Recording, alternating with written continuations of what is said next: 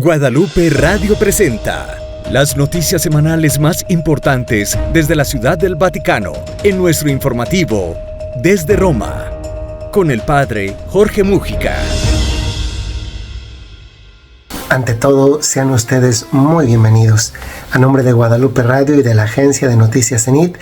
nos da mucho gusto poder llegar una semana más a sus hogares para reportarles las noticias más relevantes acumuladas a lo largo de la última semana, 28 de octubre a 3 de noviembre, acá en Roma, relacionadas con la vida del Papa y de la Santa Sede. Soy el Padre Jorge Enrique Múgica, director editorial de CENIT, y vamos a las informaciones. Lo más importante de la semana.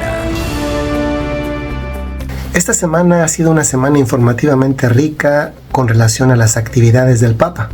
Por una parte, se ha dado a conocer que el Papa emitió una disposición por la cual la Secretaría para la Economía, el ente que se ocupa del dinero de la Santa Sede, ha comunicado a los cardenales una nueva reducción del salario que reciben. Se trata de una cuarentena de cardenales que trabajan directamente en alguno de los dicasterios de la Santa Sede. A una reducción salarial que ya habían tenido en el pasado se sumó a partir del 1 de noviembre una nueva reducción salarial del 10%, que son más o menos unos 500 euros. Esto ha despertado la preocupación en la Asociación de Empleados Laicos del Vaticano, lo más parecido a una asociación sindical, porque prevén que esto sea el preludio de lo que será también una rebaja en sus propios sueldos. Por otra parte, y como cada mes, el Papa Francisco ha invitado a todos los católicos del mundo a sumarse a la intención que propone. Y este año, en el contexto del Día de los Fieles Difuntos y de Todos los Santos, el Papa Francisco ha puesto una intención que está al corazón de muchos padres de familia, especialmente de quienes han perdido a un hijo. Y es que este mes de noviembre el Papa Francisco invita a todos los católicos a pedir por los papás y las mamás que han perdido un hijo. Este video, que va asociado a la intención de oración por el Papa, producido por la agencia Lamaki en relación con otros partners que permiten seguir produciendo cada mes este contenido, es verdaderamente un video de valor donde podemos escuchar al mismo Papa, al mismo Santo Padre,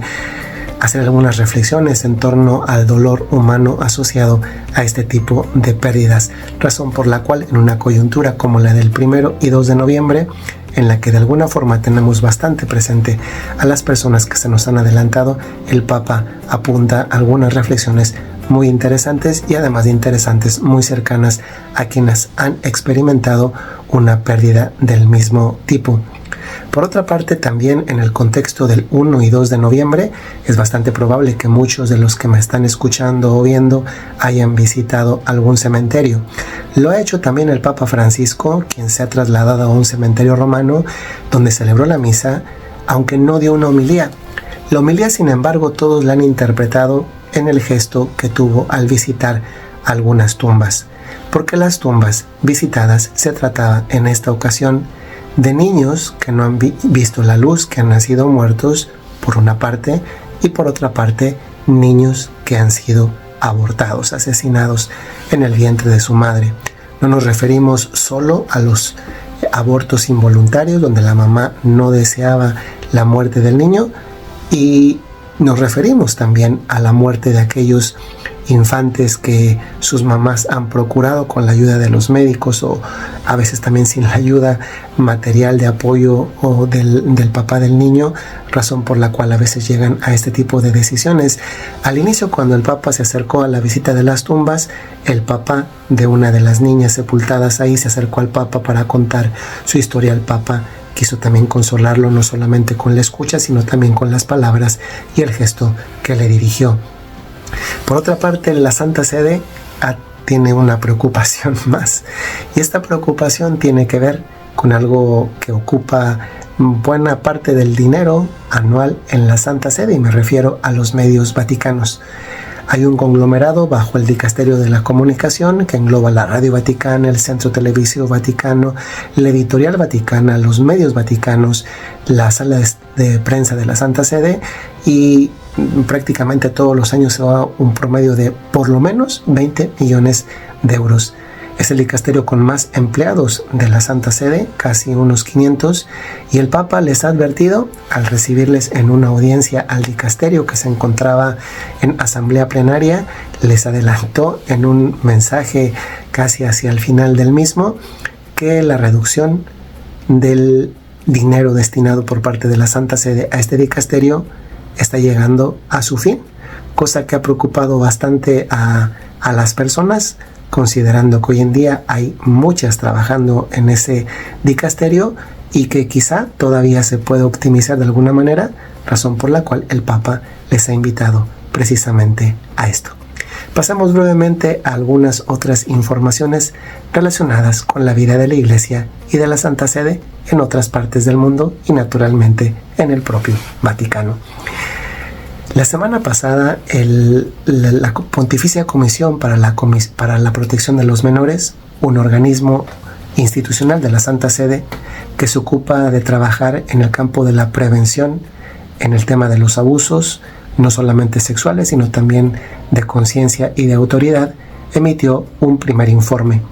Este primer informe no solamente hace una evaluación del trabajo realizado,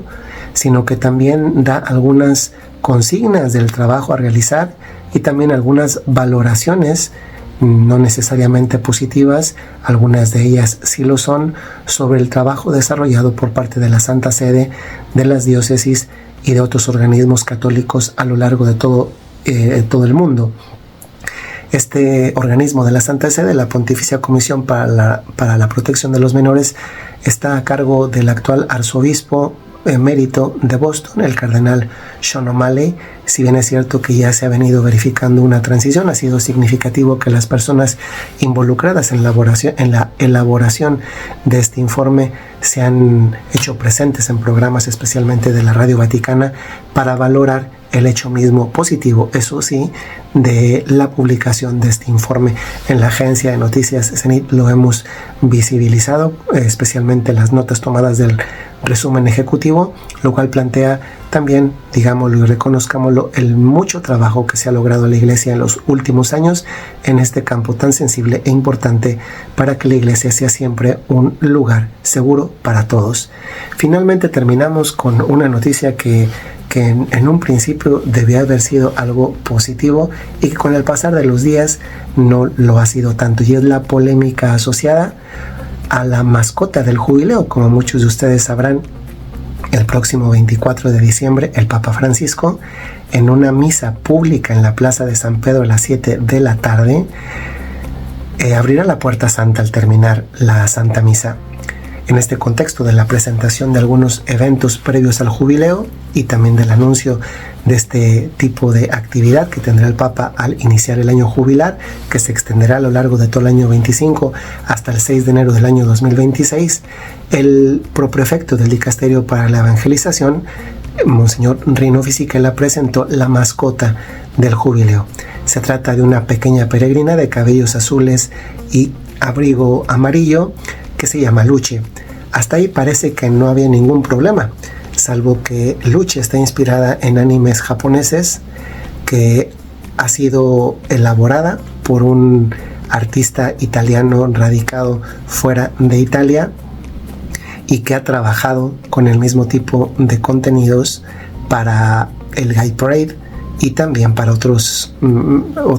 marcas que están en el polo opuesto a lo que podría interpretarse que es la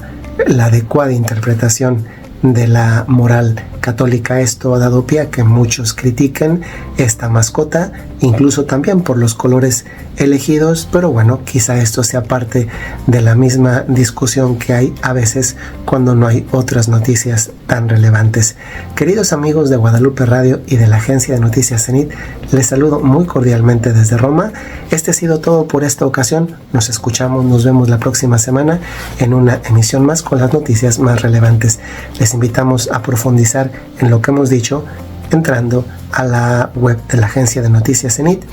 http://es.es.zenit.org. Soy el Padre Mujica Hasta luego. Las principales noticias desde el Vaticano en